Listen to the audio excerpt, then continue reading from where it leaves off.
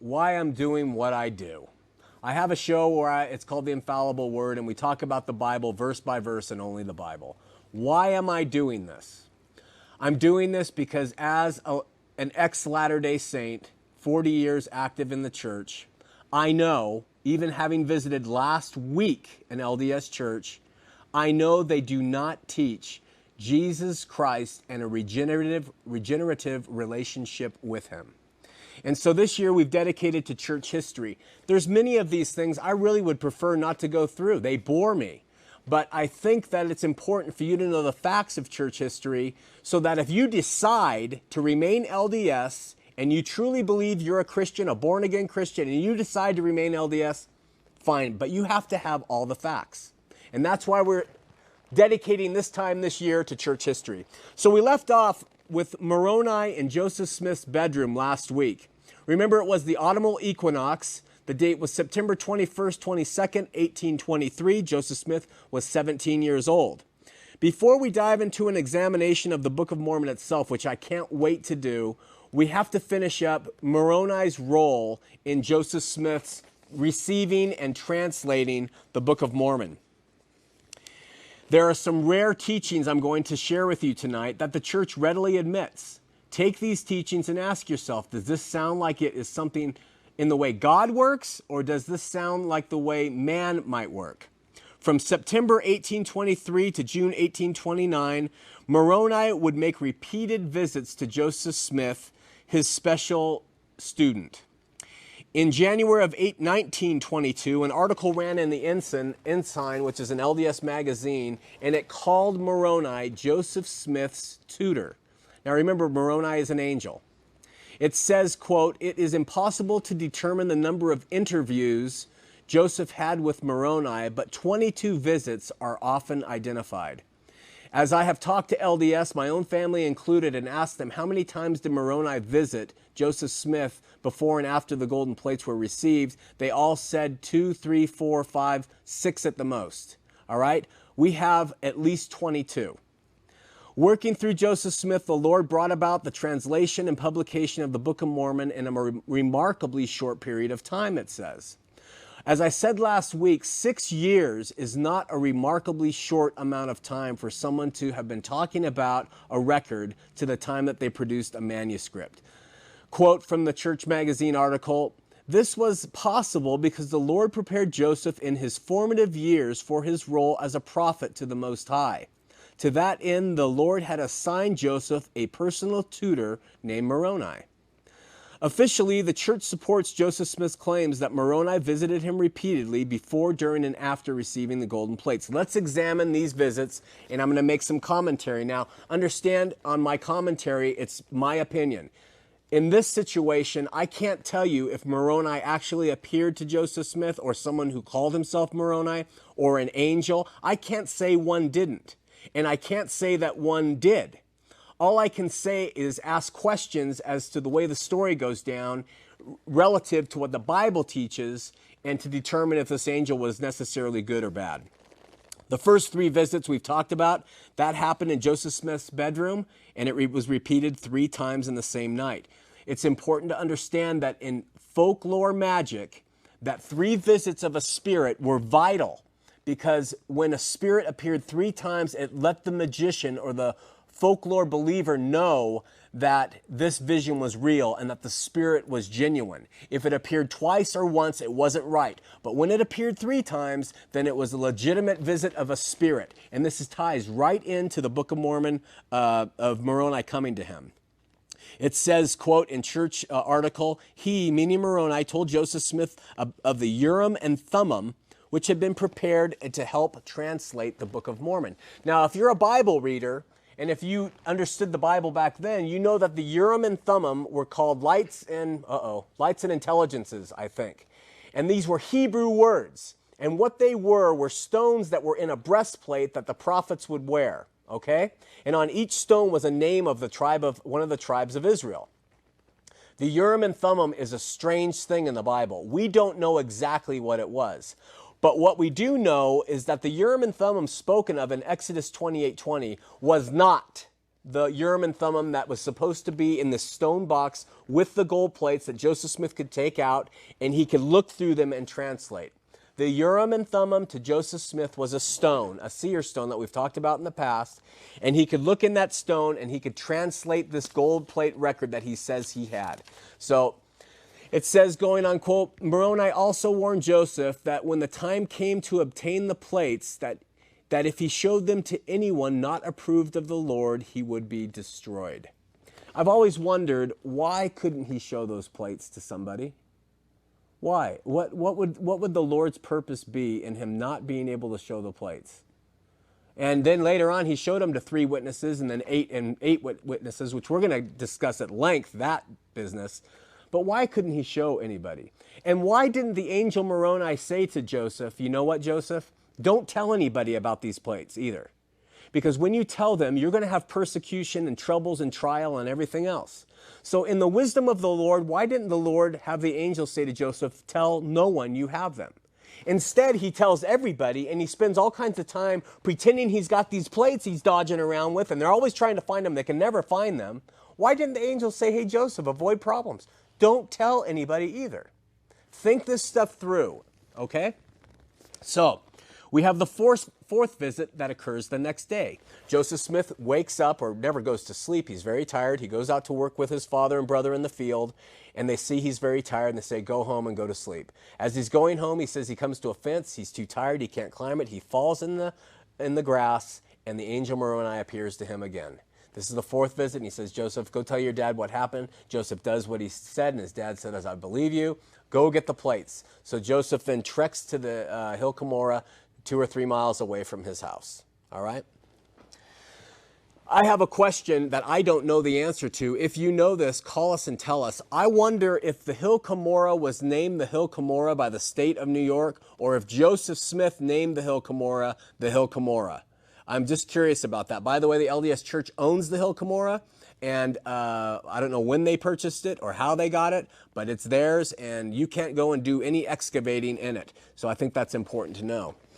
The 5th visit, on the west side of the Hill Cumorah, near the top, Joseph located a large stone he was seeking. When he pried the stone lid away, he saw inside the box the sacred item spoken of by Moroni. Okay, so what's inside this box? Or where is this box? This was a stone box that was prepared by the ancient Nephites in the Hill Cumorah, and in that stone box with a heavy stone lid over it were the golden plates. So Joseph says that the Moroni took the golden plates back into heaven so that we can live by faith. Fine. Where's the stone box? We have a Hill Cumorah that's a very small geographical area relative to that community. Why can't we just see the stone box? You can go to Israel and you can see the paved roads. You can see the Parthenon. You can see these historical places. You can see Golgotha, where they called it the place of death. And you can see all these places as historical sites. Why can't we just see, just LDS Church, just let us see the stone box that Joseph pulled this from the earth. All right? We have no history that he destroyed it later. So I'm assuming that it would still be there. He tried, this is still quoting, he tried 3 times to take the plates out of the box, but suffered progressively stronger shocks that deprived him of much of his natural strength until he exclaimed in frustration, why can I not obtain this book?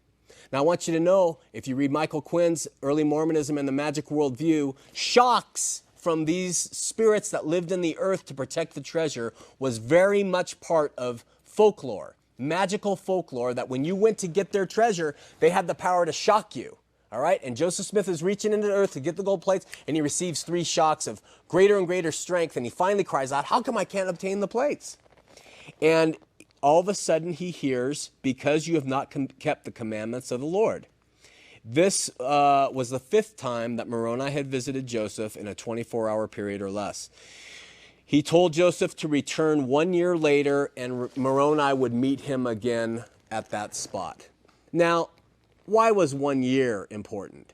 Does the Lord say it's got to be 1 year to the day for you to do this thing? Does he operate in those ways? Maybe he does. If you can bring that up in the Bible, I might be mistaken. But this sounds more like another tie-in to magical practices. They had specific days. It had to be on the autumnal equinox, when the heavens would speak to the inhabitants of the earth and tell them where treasure was. And so I think that it just points to more folklore in the practices of Joseph Smith and the magic. Several secondhand accounts say that Joseph Smith was told by the angel Moroni that his brother Alvin had to accompany him to get the plates. And the problem is Alvin died unexpectedly. And so they were thrown into a big problem. There are several references, which I can't verify. There's secondary and tertiary sources, but there's several references that said that he said Alvin had to be with him, and Alvin ups and dies. I don't know why the Lord couldn't foresee that Alvin was going to die and why he would request that Alvin be there, but nevertheless, this is part of the story. So every year at the Hill Cumorah, instructions were given to Joseph Smith to prepare him for the restoration. On visit number 6, when Joseph went back to Cumorah on the 22nd of September, 1 year later, he once again dislodged the stone and containing the plates. And while he was taking the plates out, he wondered to himself, is there any more treasures in that box? And he set the plates down. And he looked in there and he looked back and the plates were gone. Okay, and he asked the Lord, why have you taken these from me? And Moroni appeared and reminded him that he had not done as he was commanded. Now, according to Joseph Smith's mom, she said that Joseph had been told in a former revelation by the angel Moroni, quote, not to lay the plates down or put them for a moment out of his hands until he got into the house and deposited them in a chest or trunk, having a good lock and key. This is getting really amazing, isn't it? You know, the plates can disappear, they can reappear, they can do this. The angel Moroni, wait till you hear what he can do with the plates later. But Joseph has to put them in the house under lock and key so no one else can see them. Do you see this thing kind of like spiraling out of control when it comes to the ability to pull off the con? I'm sorry, I don't mean to offend you. If Joseph Smith said, I received revelations and wrote the Book of Mormon, like Muhammad said, that the angel Gabriel came to him and gave him the Quran, I would respect it more. If Joseph Smith said, like the Jehovah's Witnesses said, that angels came and revealed things and that angels protect the Jehovah's Witness church, I might believe it more. If Joseph had said, like Ellen G. White says of the Seventh-day Adventist Church, that angels played a part in their receiving their revelations, I might. But this stuff, it continues to grow. You have to know, does this lead you to truth? All right? So Joseph Smith sets the plates down, looks back in the box, looks back and they're gone. And this is all part of the little demon guys who live and they're guardians of treasure, and they can go, and if you don't protect your gold, they can steal it from you and they can move it through the earth. And you can see it in your seer stone in one place and you go to dig for it and they move it to another place. And so when you dig for it and it's gone, then you can say, the guardian spirits got the gold and they moved it. And that's what he is telling you here in this thing. He set it on the earth, he looked back and it's gone. Why? Because when Joseph looked back into that box, the plates had been put back there. And then the angel Moroni told him, you didn't take them out in the right process, therefore you can't have them again. Okay. When those golden plates were put back in the box, Joseph reached in and he went to grab them and he was hurled back, quote, was hurled back upon the ground with great force. Again, we have this metaphysical thing of this power that's doing it. Whether it was true, I don't know. But this is what it is said. Okay, so we find that Joseph says, and his mother reports, that he goes back home. This is after the 3rd year, and he's very disappointed, and he's crying and weeping, and he's embarrassed to go before his family who are waiting to see the plates. Now, I have a question for you. If you had seen God the Father and Jesus Christ in a first vision, if you have seen an angel of God at least 6 times whose brightness and glory defy that of the sun, which is how he described it, would you be afraid of what your family thought when you went back and told them that you couldn't get the plates for another year because you had just done it wrong that time? I know that's one of the signs of someone who's come to know the Lord. They're not afraid of man. They're not afraid of anything because they have been changed by God. Would you come back in fear if you've had these real experiences of what your family would say? I don't think so. Again, these are my thoughts. In 1825 and 1826, verses 7 and 8 happen. And I believe that during these 4 years of waiting to get the plates, Joseph was writing an outline. I believe he was preparing his notes for what the Book of Mormon would be. I believe he was pulling from these sources that we're going to start getting into next week. He was pulling from republicanism of the time. He was pulling from themes that occurred in 19th century. He was pulling from Solomon Spaulding's books. He was pulling from what B.H. Roberts talked about. He pulled from the Bible. He pulled from all kinds of sources. And I believe that during that span where he was saying, I can't get the plates, he was working on a rough outline. And I also believe he was working on a set of plates. His dad was a cooper, someone who worked with tin. They did it out in their garage, so to speak. It wasn't a garage, but their farm or whatever. And I'm sure they came up with a mock set so that they could heft them around. People could see them or feel them if they were really good friends or touch them. But I don't believe they were golden plates. I think they were a mock set. Here's one of the great things in Visits 7 and 8. Joseph had not received the plates yet. Understand this. And Lucy Mack Smith, his mother, writes, listen to this. During our evening conversations, Joseph would occasionally give us some of the most amusing recitals that could be imagined. He would describe the ancient inhabitants of this continent, their dress, mode of traveling, and the animals upon which they rode, their cities, their buildings, with every particular, their mode of warfare, and also their religious worship. This he would do with as much ease, seemingly, as if he had spent his whole life with them. This is before he ever received the golden plates. Okay?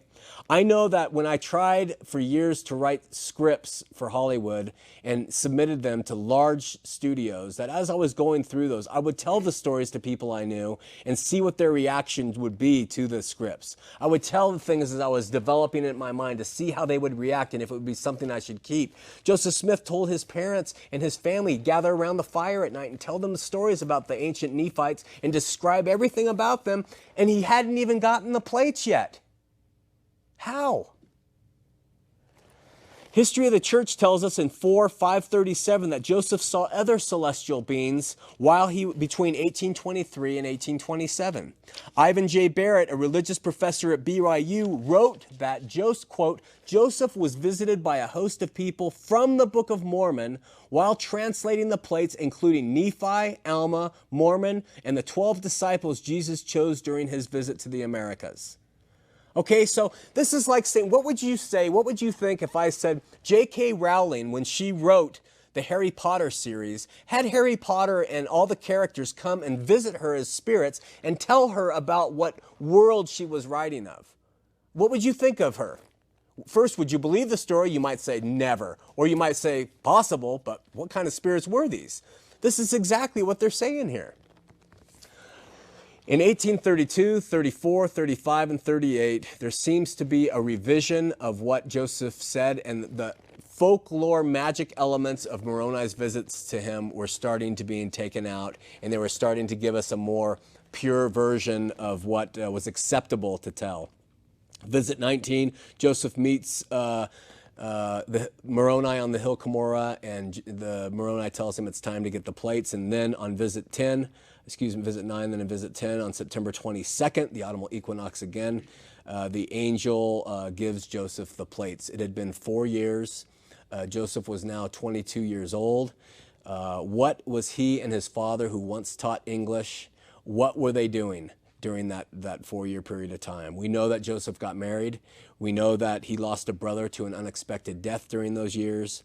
And I propose that, and I may be wrong, that was when he was working on the outline, so that when he could put the stone in the hat to translate, he could take that outline, and he knew what the outline was good enough, and he could get and study it, and then he could go and he could just give you fill in the blanks of what should happen therein. Additional visitations of Moroni occurred after Joseph said he received the plates. We know that when he was translating the plates, he lost part of them because Martin Harris, the guy who was helping him translate, gave them to his wife. Moroni took the Urim and Thummim away from Joseph, so he couldn't translate for about a month, gave them back to him, and then he could retranslate again. There's a whole bunch of other appearances of the angel Moroni to Joseph for the witnesses, which we're going to talk about after we talk about the construction of the Book of Mormon. And that ends with Moroni taking the plates back into heaven and disappearing once and for all with the gold plates and with no evidences of what the Book of Mormon says around it. That concludes the Angel Moroni's supposed contributions to the gold plates. Let's go to the phones at 1-801-973-TV20, 801-973-8820. While the operators are getting calls and taking messages, I want to report on last week. We had several problems come up from what we talked about. And we had them both from the Christian side and we had them from the LDS side. The Christian side were mad at me because I said the Bible does have its problems. And I received several emails saying, what problems? What problems does the Bible have? So let me say this. When you say the Bible is inerrant, you're talking about the original manuscripts that came from the writers of the Bible. That's where the word inerrancy applies to. When you say the word Bible today, I have to ask you, well, what are you talking about? Are you talking about the King James Version? Are you talking about the Vulgate? Are you talking about Wycliffe? Are you talking about Tyndale? Are you talking about the New American Standard? Are you talking about the NIV? How about the Paraphrase Bible? So when you say the Bible doesn't have problems, the first question I ask is, what Bible are you speaking of? Okay? And then the second thing you have to ask is, what language are you speaking of? Are we talking about Tagalog? Are we talking about Vietnamese? Are we talking about English? Or what are we talking about here in the language?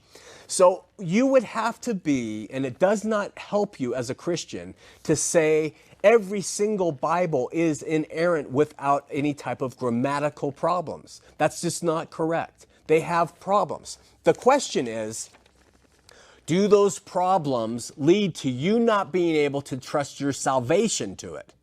And that, I believe, is not the issue whatsoever. 2 Timothy 3:15 says this, "And that from a child thou hast known the holy scriptures, which are able to make thee wise unto salvation through faith which is in Christ Jesus." Okay, so it says that the holy scriptures are able to make us wise unto salvation. All right, so I believe that the Bible, I have a show that's called The Infallible Word. I don't believe the Bible will fail you. I believe the Bible is sufficient to give you everything you need for salvation. I believe that every Bible is able to, the Spirit can work through you and it as you read and search. So don't get mad when I say there's some problems with it. The problems are very, very small, and they usually don't amount to anything that's significant at all. It's usually like a date possibly, and possibly the name of somebody or the spelling. It doesn't have to do with the essentials of salvation, who Jesus was, grace, none of that. Okay, so don't be offended when I say that. I'm just trying to keep it as honest as I can so we can have dialogue. I'm going to go to a call. I won't address the LDS complaint unless we have some time. We're going to David from Salt Lake City. David, you're on Heart of the Matter. David? Yeah. Yeah, you have to turn your TV off. It's off. Okay, you're on the air. Okay, well, first of all, I have to apologize because I haven't watched any of your program tonight, but I just put the TV on and I flipped through a few channels and I saw you sitting there with your black clothes, your newfound beard, which I haven't noticed until now. Are you envious? I watched you. So, is this a new thing or what? I'm wearing the beard. I explained this last week because we're doing church history, and I'm really excited for the time when we get to Brigham Young, where I can shave the mustache off and just have the Brigham Young part, and then I'm going to shave it all off on December 31st of this year. Okay, well that's cool. Well, I actually have a goatee, but are you LDS? No, well, just define LDS, because I was LDS ever since the time I was 5 years old, and I kind of did the whole mission thing like you and temple marriage. Yeah. Unfortunately, my marriage didn't last like yours has. Yeah. No, I've changed my ways, kind of thing. Uh-huh. However, in my life, I guess I'm not as respectable of a person as you. My ex-wife chose not to stay with me. Oh no, my wife is just a saint. I am not more respectable, believe me. Okay. Yeah. Well, anyway, I have been on your website and I have noticed that you seem to have a really nice family and things have seemed to you've been able to keep things together in that way, and I really admire that. And I was wondering, I don't know if you've ever commented on that in your show, or if you would like to comment on that. Yeah. It isn't me. My wife, like I said, is a saint. She had to face a lot of garbage with me in our life. I think most wives do. Sorry, guys, but I think, we are pretty rough to start with. And but she had to face an exorbitant amount. You can imagine just sitting there looking at me, the trials with me. But she saw me change as a man, literally. I don't say that, but it's because the Lord changed me, not because of anything I did. He literally changed me so much that she had to say something's better, something's different. And my kids, my 3 daughters, the same thing. I just became a better guy because I came to know the Lord and that He saved me.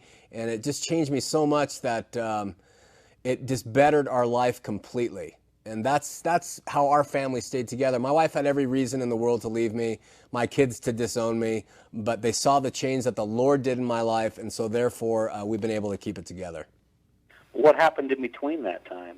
Oh, it was hell to pay for it was difficult, You can't make a transition like that out of one religion and into a relationship without it being difficult, especially when your wife is uncertain that this is going to stick.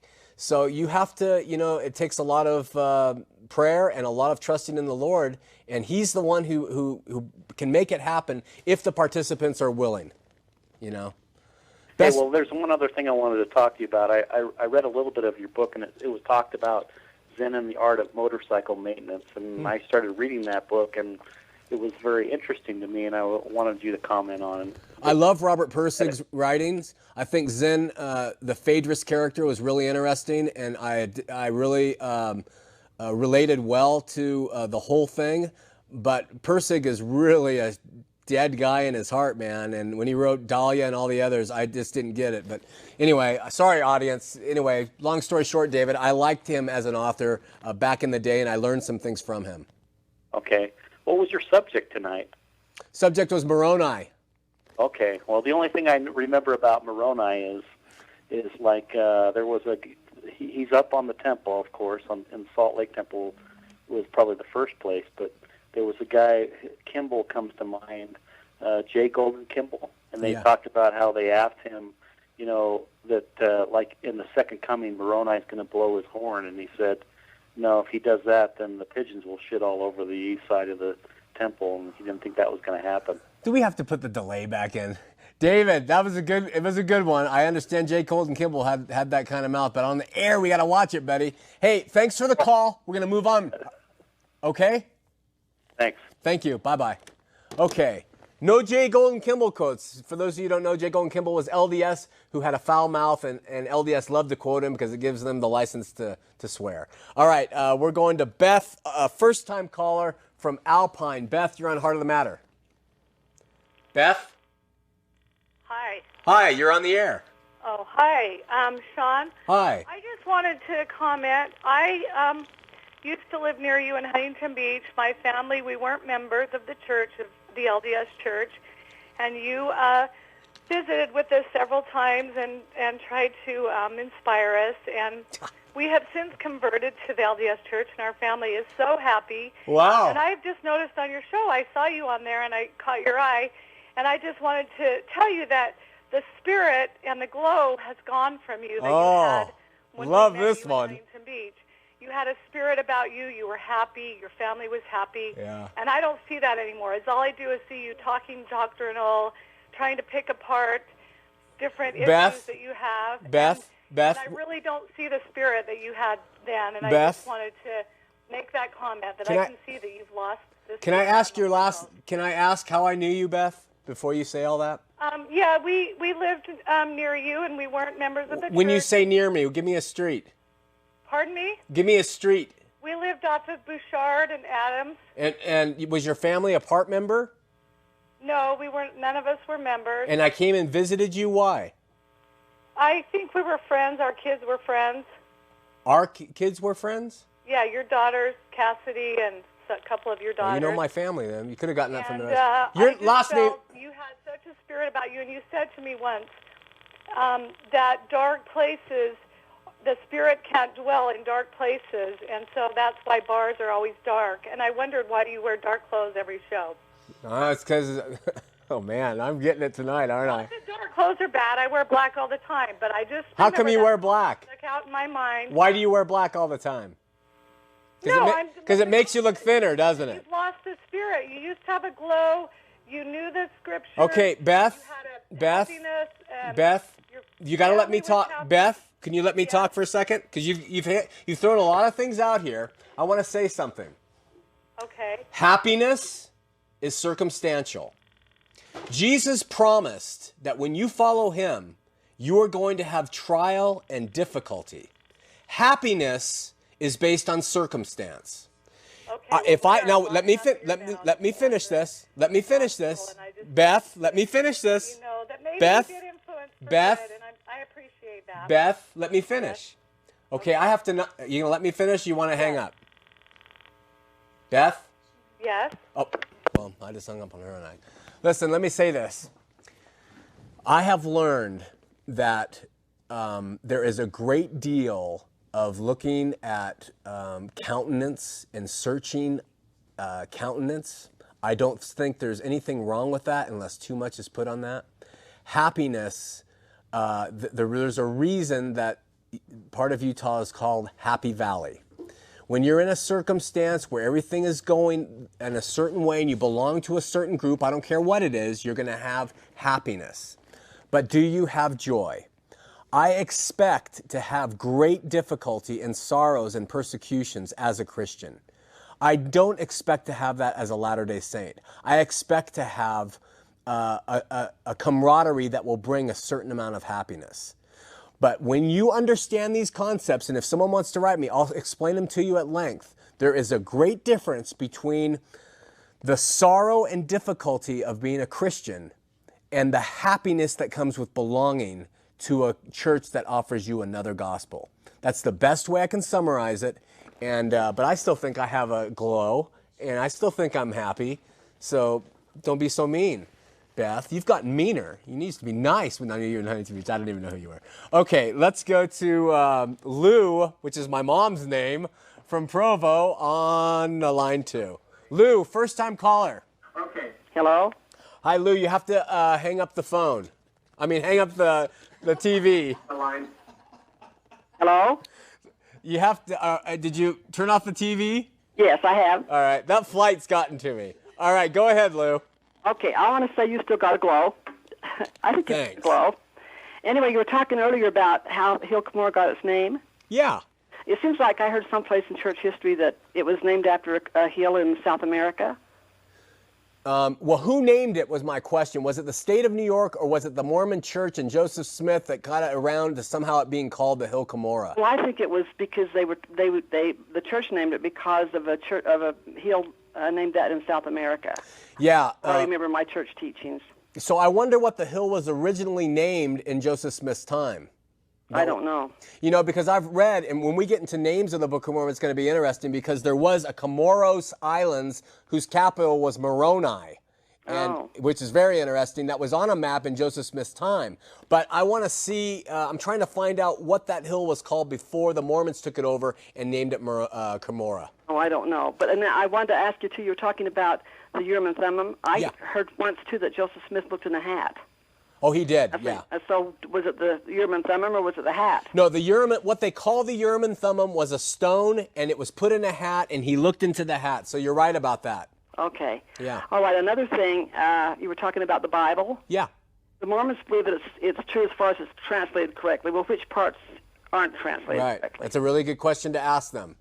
And tell them to take those parts out, and then they'll just talk about the other parts. Well, yes, but I never did know which was true and which wasn't. They can't tell you. So it's a really terrible thing to say, you know. Oh, it is. Well, anyway, I just wanted to tell you still have a glow about you. Well, I think it's from the sweat on my forehead, but I'll take whatever's working right now. Okay, bye. Thanks, bye-bye. All right, we're going to Tyson, first-time caller from Nampa, Idaho. Tyson, you're on Heart of the Matter. Hey, how you doing? Good, Tyson. How are you?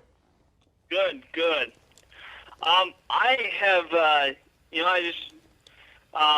was just watching a program about where you are asking a question of people that if they know the Book of Mormon is true, or if it's false. You remember that episode, Sean? Yeah. Yeah. Well, all I wanted to do is tell you and the other audience or the other people that are watching the show is that if you really want to know, really truly want to know if the Book of Mormon is true, is to pray and ask God, because He knows everything. He's the one source of truth. Okay. I know it's true because I prayed and asked God. Okay. And I know the Book of Mormon is true. I know that Joseph Smith is a true prophet.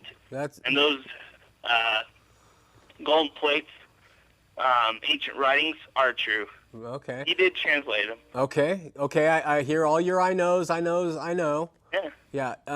Does God tell other people things are true that are not Mormon? God is the source of all truth.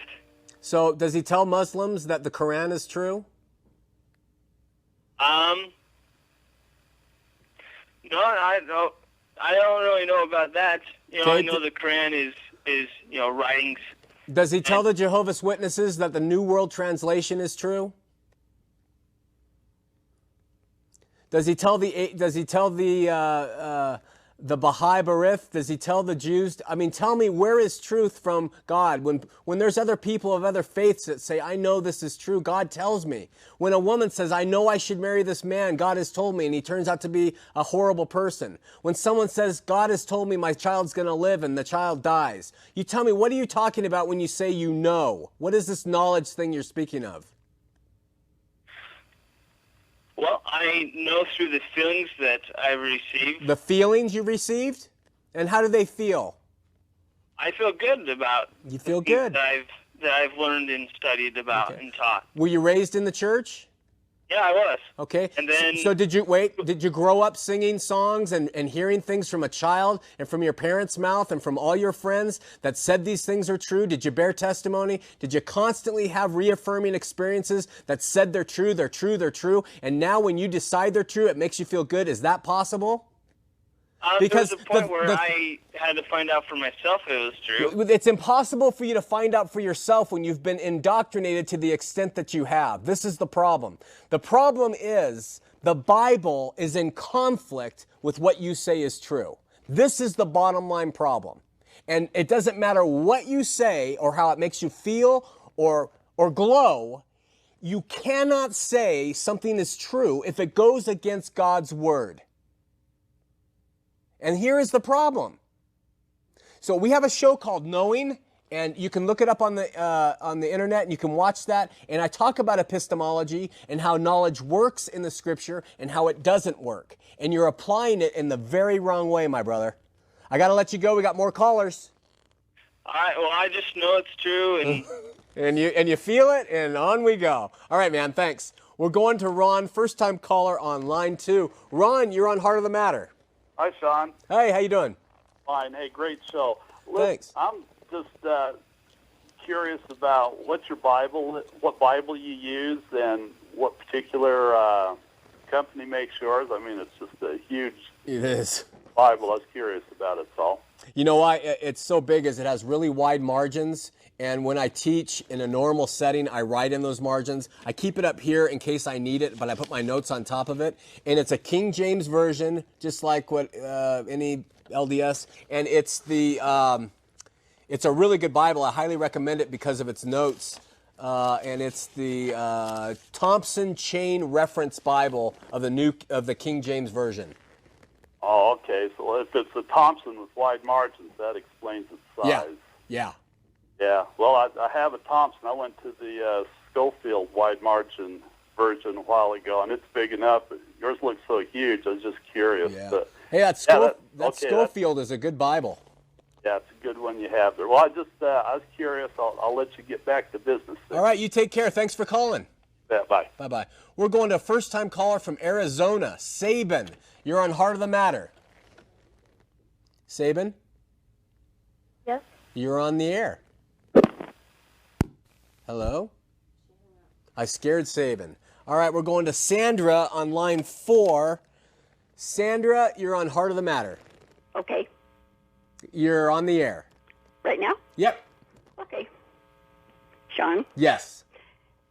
My question is, I did a study on Joseph's first vision, and there are several things that aren't scriptural, of course, but the thing that I wanted to mention, since the program tonight was about Moroni.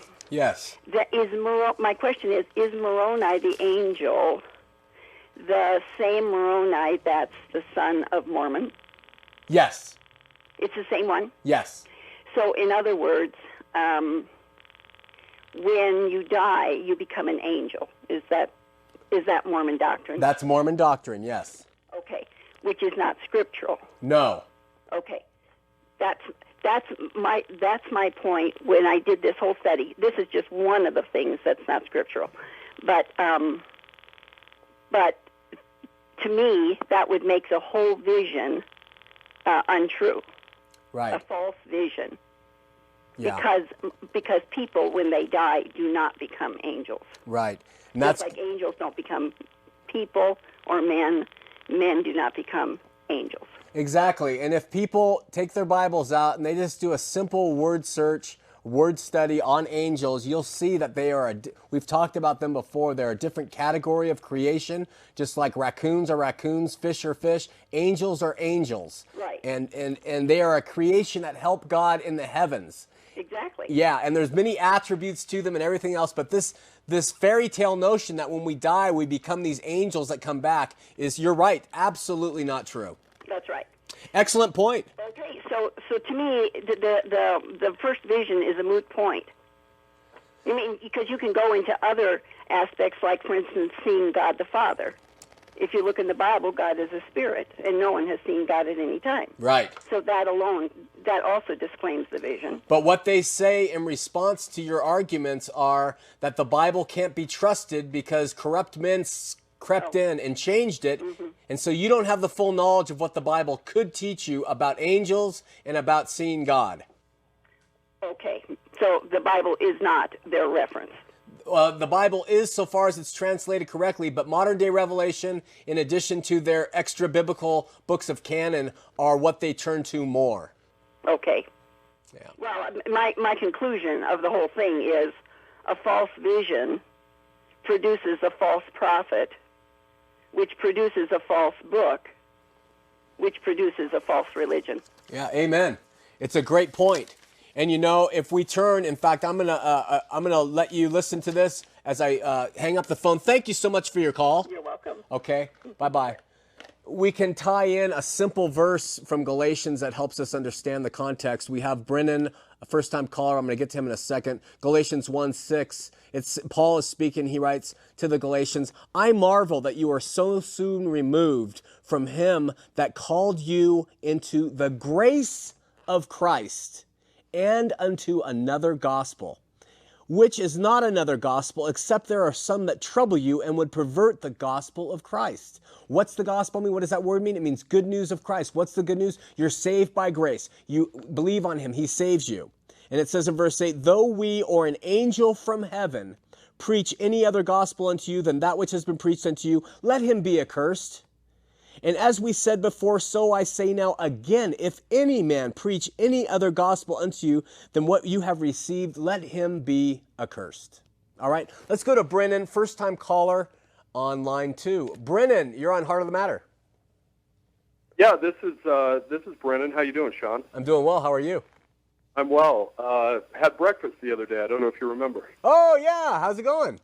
I'm well. How's everything going? It's going well. Now that we... Good show tonight, brother. Thanks, man.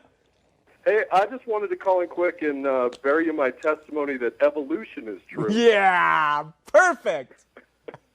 And I just wanted to leave that with you in the name of Jesus Christ. Amen. Oh, my goodness. You are Well, killing look, hey, my point is this, and I don't know if you want to respond to it or not, but how can you, and I know you've studied the idea of science and evolution, how can you just overlook that and go back to Christianity? And I'll take your response off the air. All right, man. Thanks for calling. It's with you in a week or two. All right. That sounds good. Bye-bye. Brother. I think that evolution, I'm sorry, is just a farce. And after reading and studying it as best as I could, I'm really not really good in science, so I have to admit that.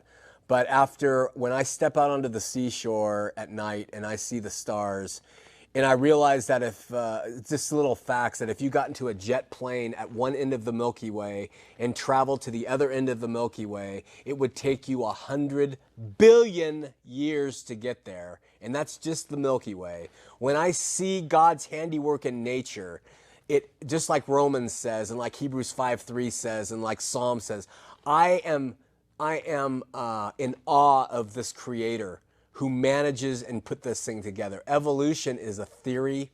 Evolution is, frankly, a lie.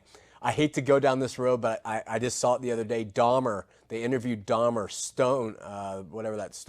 Phillips guy interviewed him, and he said he bought into evolution big time, and he thought, hey man, if I'm just a product of some circumstantial thing, what do I have to worry about? And then Dahmer came to realize it's just a big lie. And I'll talk to you more depth about evolution, and I think that nature itself will tell you that it's a lie. But we can talk about more of that later. Good question. I like your sense of humor, although I think you were kind of serious. All right, let's go to Saul, first-time caller from Salt Lake City, and he's going to give us some enlightenment on the Urim and Thummim. He's Jewish. Saul. Yeah. You're on the air, brother. Hey, what's going on, brother? Hey, I'm doing well. How are you? Nice. Is this Sean? Yeah. Hey, man. All right. Here's the deal. Right. you were talking about those two seer stones called the Urim and Thummim? Yeah. Okay. Have you ever done any research and looked at, like, a Hebrew dictionary?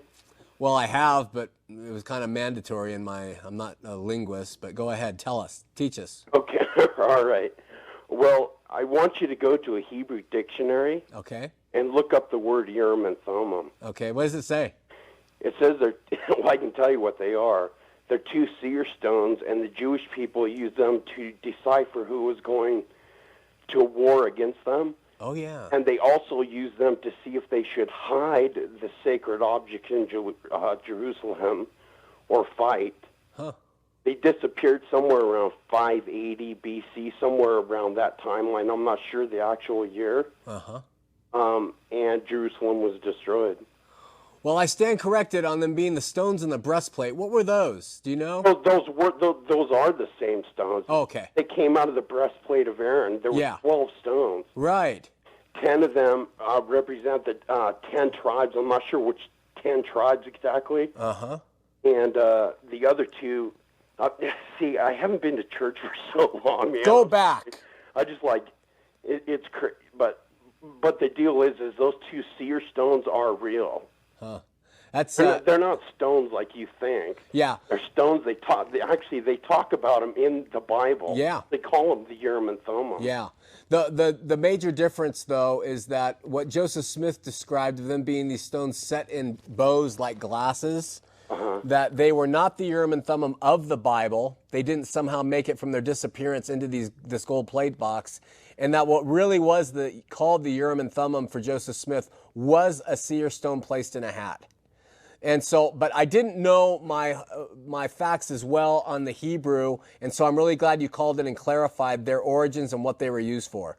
They came out of the breastplate of King Aaron. Yeah. And actually, I've read the Book of Mormon as well. Yeah? Well, you have to call back and tell us what you think. We're going to move on. Saul, great call. Thank you so much. Hey, brother. Okay, bye-bye. We're going to Jody, first-time caller on line 3. Jody, you're on Heart of the Matter. Jody? Hi. You're on the air. Oh, hi. I had to turn off the TV. You do. I just wanted to say, first of all, that I watch all the time. We've talked before. I wanted to thank you for the advice when my sister died and express my sorrow for you with Micah. And to also let you know that I was Mormon and now I'm not. And I have heard also, like you have, people say, well, you don't seem happy. You lost the glow, things like that. Yeah. And what I noticed is that happiness isn't really, it's like you said, it's kind of an illusion. When I was deluded, I was happier, I guess. But what I have now is confidence in the Lord, that he's not a trickster. He's not trying to trick us into, like Adam and Eve and the sin. And anyway, he doesn't try to manipulate us with tricks and can you explain what it is. I'm sure you know what it is I'm trying to say. I do, but it's tough to really explain in a short period of time. But I know what you're saying, and I'm glad you called, because other people who have found the Lord after having been LDS know the difference between the joy that you have in Him and the difficulty, and the happiness you have from walking around thinking that you belong to a special group where you call yourselves brothers and sisters, all your needs are cared for, all your answers are provided for you, and you don't have to think anymore. I guess that could be called a state